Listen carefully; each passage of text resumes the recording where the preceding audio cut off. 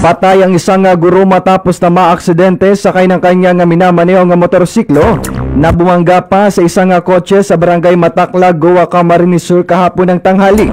Sa isang panayam, sinabi ni Police Master Sergeant Richard Capus, Public Information Officer ng Goa Municipal Police Station, patungong barangay Katagbakan ang biktimang si alias Errol na biglang mag-slide ang motorsiklo saka ito bumangga sa kotse na minamaneo ni alias Dan sa magkaibang direksyon.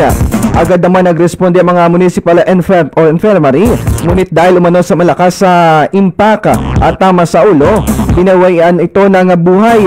Samantala, nagpaalala naman si Capo sa mga motorista at mga nagmamaneho ng sasakyan na magdoble ingat at magsuot ng mas magandang klase ng helmet.